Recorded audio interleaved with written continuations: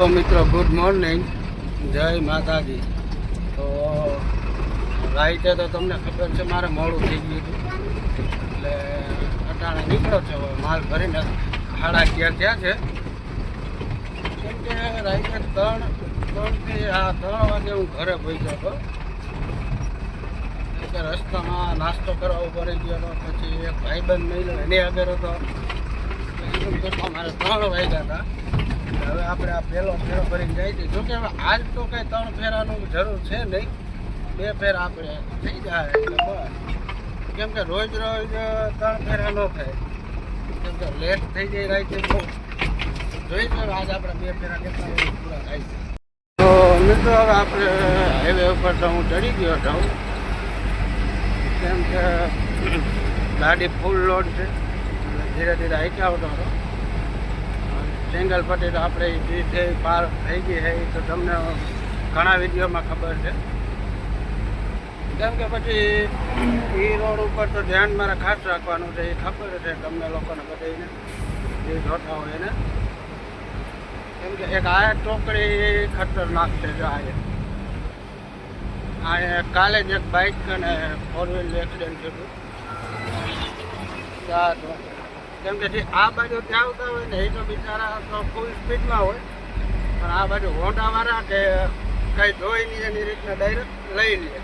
હમણાં 2-4 દી પહેલાં જ મારે એવું થયું. હોન્ડાવાળાએ સીડી લઈ લીધી ને મારા તે બ્રેક માન લઈ ગઈ, તો એ મારો જ વાક થઈ ગયો. કેમ કે મારા મોટા વાહનવાળાનો જ વાક નીકળે, એનો નહીં.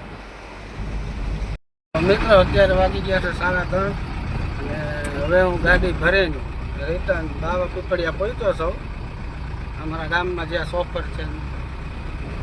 કેમ કે બપોરે મારે ડિલિવરી દેવામાં જ ખાલી 1-1.5 વાગી ગયો હતો.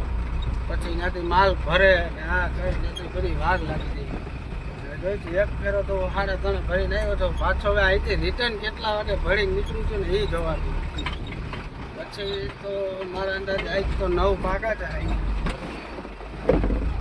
કેમ કે આમાં આવ્યા ઘરે બધું આ રીતના વહેલા મોડું થાય. તો અત્યારે વાગ્યા છે 5:45 અને બીજો ફેરો ભરીને હું જાઉં છું હવે. કેમ કે લેટ તો બહુ થઈ ગયું છે, એટલે હવે રાઈતે આજે તો લેટ થવાનું જ છે. પાછી જાઉં સુરત દાદાનો મસ્ત સુરત દાદાનો નજારો હતો તો આવું છું. હવે હું પાછો છે રાઈતે કેટલા વાગે આવું ને એ તમને બતા. 4 વાગ્યા છે રાતના 9 અને આપણો બીજો ફેરો કમ્પ્લીટ થઈ ગયો છે. ભરીને હું નીકળ્યો હતો એટલે કલાકમાં હમણાં ઘરે. કેમ કે આજ બહુ વાર લાગી ને ગરમી છે હજી ઉકાળી છે.